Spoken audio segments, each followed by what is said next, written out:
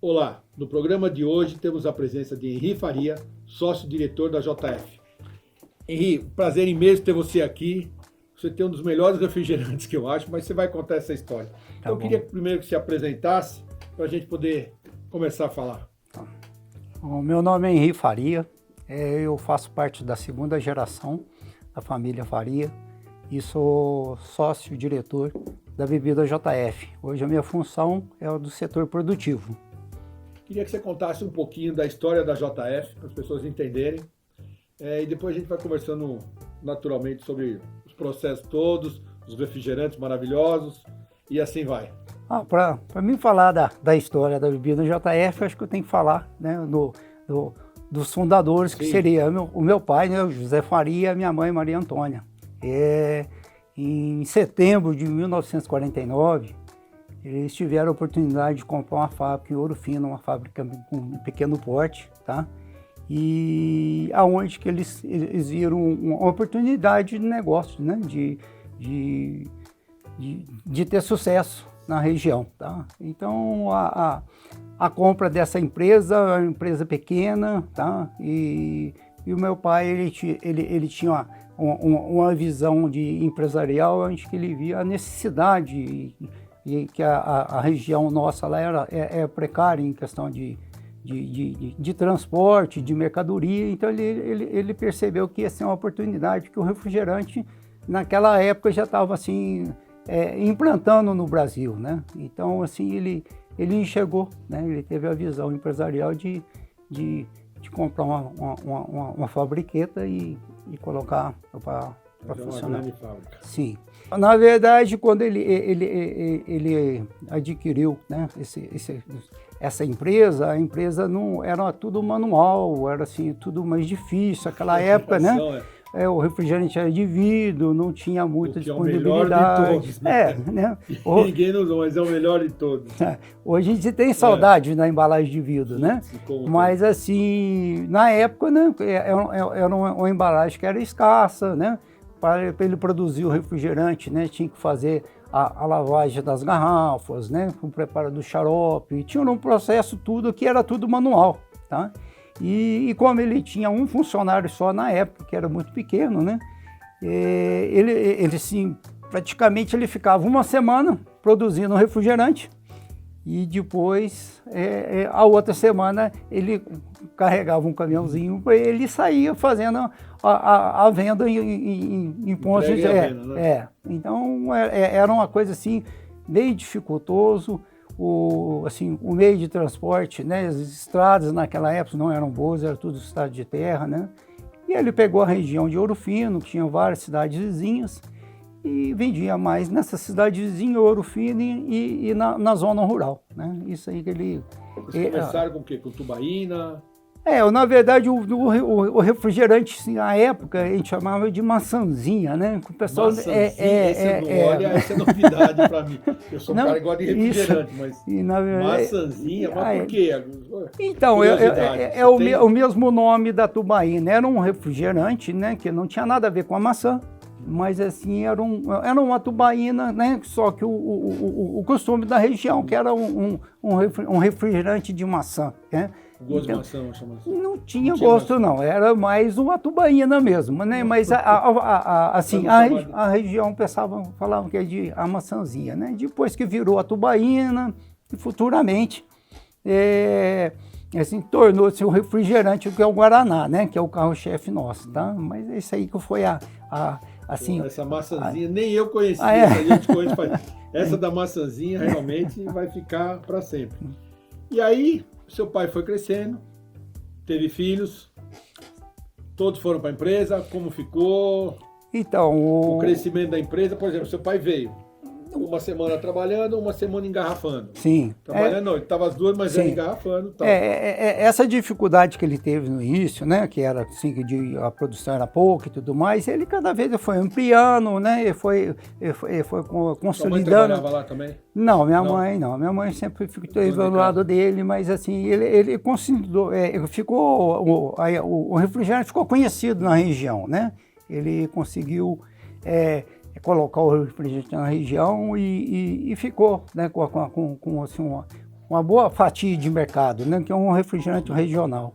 Na verdade, quando ele começou isso aí, ele tinha 10 filhos, né? Então, ele já teve 10 filhos. Os mais velhos trabalhavam com eles e à medida que ele teve condições, ele foi estudando os mais novos, tá? Então, assim, eu tive o privilégio de ter uma formação. Meus irmãos mais velhos que trabalhavam com ele teve a formação até no 2º grau, né? Mas assim, ele tinha essa visão de ter uma formação, dar uma formação para os filhos, tá? Uma curiosidade, seu pai na época que ele comprou, talvez não, mas ele tinha noção de refrigerante ou comprou com a cara e com a coragem? Só por curiosidade. Ele viu só a oportunidade que não tinha na região, né? Então ele não conhecia nada de refrigerante, oportunidade mesmo, como todo dono de empresa. Ele enxergou essa oportunidade de ter um produto na região, né? Que não tinha, tá? Mas a respeito dos filhos, os mais velhos ficaram com ele, né? Ajudaram ele com a empresa, e os mais novos, à medida do possível, que ele tinha condições, foi tendo condições, ele foi pagando em estudo, tá? Então, assim, praticamente só os 2 mais velhos que tiveram a formação do 2º grau, e os outros conseguiram fazer faculdade, tá? Então, quantos tem hoje na empresa? Hoje quem trabalha na empresa são 4, tá? 4, né? Assim, por opção nossa também, sim, tá? Isso aí, eu tenho uma irmã que é médica, né? Tem outras irmãs também que teve a formação na parte de administração, mas preferiram não ficar na empresa, tá? Então, mas hoje são 4 que tomam conta da empresa. E como é que é, uma curiosidade, feito refrigerante? Então, a origem do refrigerante, na verdade, isso aí, o refrigerante em si começou em 1676, na França. Tá? Teve uma pessoa lá que fez a mistura da água com o suco de limão, e aí começou a surgir a origem do refrigerante. Por volta de 1776, teve uma pessoa que começou a gasificar. A história da Coca-Cola é verdadeira? Isso. Aí o farmacêutico, sim, tal, é isso mesmo? Que os farmacêuticos usavam os ingredientes de propriedade medicinal e começaram a fazer com a união com a água gasificada. Achavam que ia ser tipo um remédio, tá? E aí onde foi feito, né? Foi surgindo, né? A Coca-Cola, isso aí, né? Um dado interessante, que a primeira fábrica de Coca-Cola aqui do Brasil foi em 1941, em Recife. Tá? Recife? Aí começou, né? Manaus. E nós começamos, no caso do meu pai, começou em 1949, tá? Então você vê que bem novinho. Era na época da ascendência do refrigerante, né? Vamos continuar falando um pouquinho sobre a transição da família, para depois a gente falar um pouquinho sobre o mercado estratégico. Meu pai com a visão dele de empresarial, tá? E chegou por volta da década de 80, ele já começou a pensar na sucessão, tá? Mas como assim, ele é uma pessoa que não, assim, informação, como que vai ser feita essa sucessão, não tinha, ele fez do jeito dele, né? Então, a partir na década de 80, ele já começou a distanciar da empresa e deixar a empresa na direção dos mais velhos, tá? E depois foi chamando um por um com a opção da pessoa queria retornar ou não, tá? No meu caso também foi isso aí, eu trabalhei 2 anos na minha profissão e depois eu achei interessante em voltar a trabalhar com a empresa, né? Direitinho. Então, assim, isso. Você falar de falta de informação, você perguntar ele fez direitinho. Ele fez não da maneira... ninguém, mas deixou à disposição para quem quisesse. Ficou para quem quisesse voltar a trabalhar com ele, né? E nesse período, tá, ele ficou fazendo as atividades dele, tinha uma propriedade rural, ele gostava de trabalhar ali, e acompanhando a gente de longe, tá? Não interferia muito, tá? Ele ficava muito de longe, às vezes a gente perguntava alguma coisa para ele conseguia, ele falou, eu sou neutro, faz o seu jeito, acho que é o melhor jeito, tá? E aí a gente foi caminhando a empresa foi crescendo, tá? E como o setor de refrigerante é um setor que tem muitos tributos, entendeu? A gente foi passando assim, uma fase assim, complicada em questão assim, de manter a empresa viva. A gente tinha assim, os grandes concorrentes, né, tipo Coca, Ambev, né, e tinha os pequenos, os concorrentes também, tá? Então a gente tinha pressão dos dois lados, entendeu? E tinha que ter tinha que ter um produto bom, não tão caro, né? E não podia ter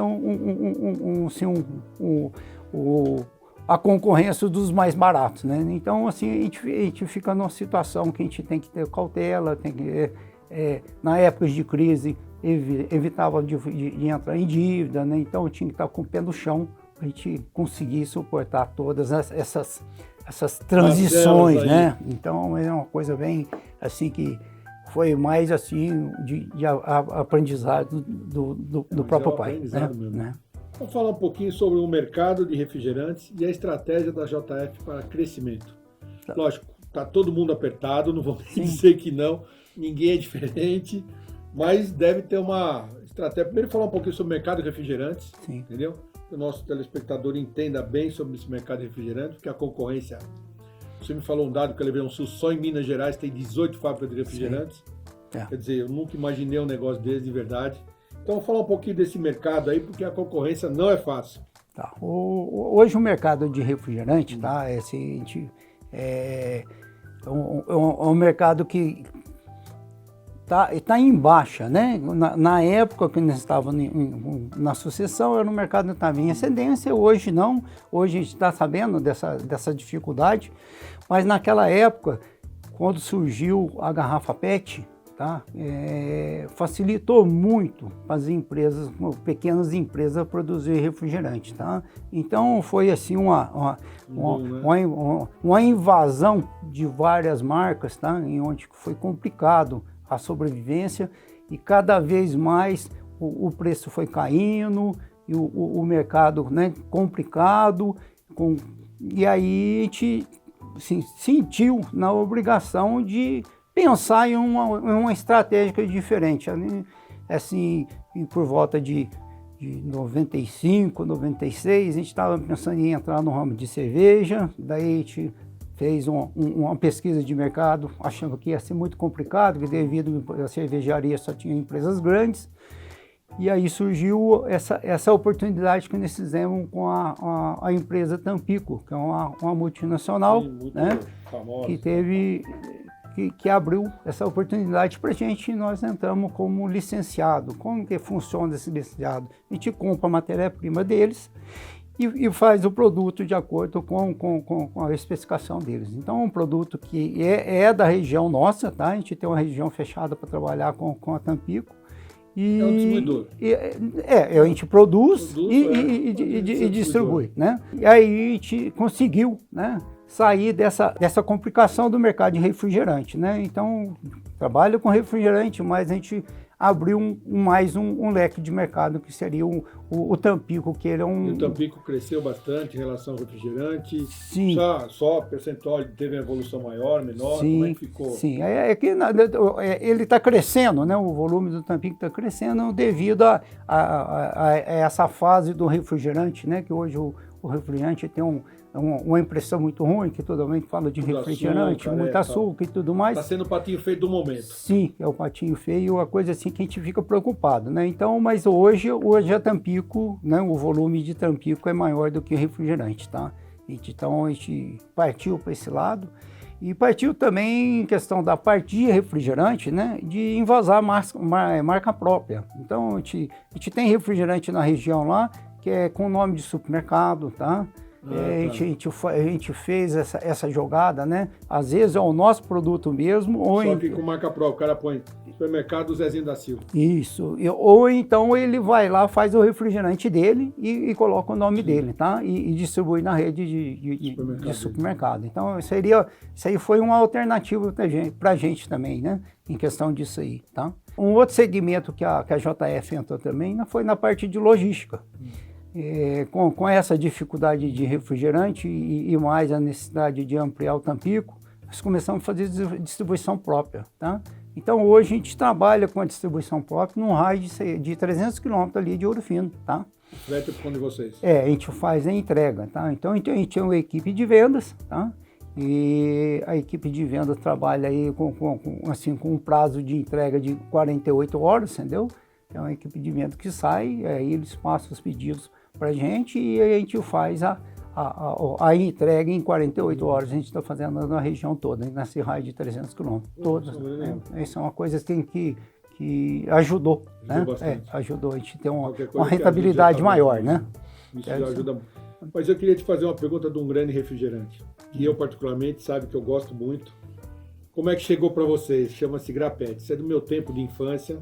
É um refrigerante maravilhoso. Cansei de tomar Grapete, acho fantástico. Sou do tempo da Grapete, da Crush, Tubaína. Mas como é que esse refrigerante, esta marca maravilhosa de refrigerante chegou até você? Na verdade, o Grapete funciona como o Tampico, tá? É uma licença que a gente tem, né? Esse é um produto americano também, tá? E hoje ele é representado por uma empresa aqui de São Paulo, né? Ela tem a exclusividade de vender os aromas do Grapete e nós, devido à fama do Grapete em si, né, como você conhece. A minha geração a minha também, muito, né?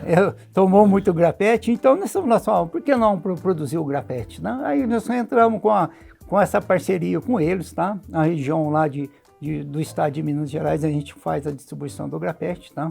E a gente está contente também com o produto, né? Que entrou mais um, né? É um refrigerante, sim, né? E para nós aumentou, né? O nosso leque de venda, né? Não, e é uma marca que sim, é uma geração um pouco mais antiga, sim, que conhece muito bem e era muito bom. Tinha na minha época, sem fazer problema, 7-Up, Crush, Grapete e a Tubaína. Nossa, que era barato naquela época que a gente podia tomar. É um negócio de refrigerante maravilhoso. A gente não pensava em açúcar, não pensava em nada disso. Viveu com isso e tudo bem. Isso é bom. Mas é muito bom. Vamos lá. Para encerrar, quais são suas perspectivas, que eu digo, da sua empresa, da JF e tal, para esse futuro que vem aí? O que vocês esperam? Porque o refrigerante, hoje, como a gente falou um pouquinho, está passando por alguns momentos de dificuldade. O que vocês esperam com essa nova coisa do refrigerante que vocês possam alcançar? A gente tem a ideia de colocar produtos mais naturais no mercado, tá? Mas assim, o refrigerante, apesar de, né, ser o patinho feio do momento, né? Não vai ser de uma hora para outra que ele vai sair do mercado. Então a gente tem uma visão em questão do refrigerante em si, né? Trabalhar numa fatia menor no mercado, né? E no caso, nós pegamos segmento, no caso de bebida mista de fruta, que é o caso do Tampico, né? A gente trabalha muito em cima na parte de logística, a gente trabalha com produtos assim, tipo com água mineral, né? Trabalho com bebida alcoólica, que é revenda, tá? Para incorporar na parte de distribuição. E a gente tem esse objetivo de manter no mercado, né? Acompanhando, né, a evolução do mercado e ver se a gente, né, parte para um produto mais natural, né? Hoje ainda a gente não tem a ideia, mas esse aí, o mercado assim... É dinâmico demais. É dinâmico e você tem que acompanhar, né? Então, assim, a gente teve essa dificuldade, teve essa ascendência do refrigerante, está tendo essa dificuldade, né, dessa descendência que está diminuindo o volume, mas a gente tem assim, a visão do mercado, assim, a vontade de colocar outros produtos no mercado e manter a JF por mais tempo. Ela vai viver bastante porque ela tem produtos bons e eu acho que o gostoso do refrigerante é o bendito açúcar. Um diabético como eu não pode. Sim. Mas aquela Grapete é boa demais. Você viu minha filha falando que eu dei para experimentar, meu genro amou aquilo lá, achou maravilhoso.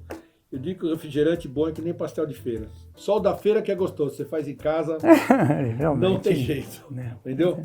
Mas, Henri, eu queria te agradecer de coração. Muito obrigado por você ter vindo até aqui. Eu sei que você veio de Ouro Fino. Isso me deixa bem feliz você ter acompanhado aqui com a gente. Eu acho que o nosso telespectador vai ser maravilhoso. É uma história fantástica.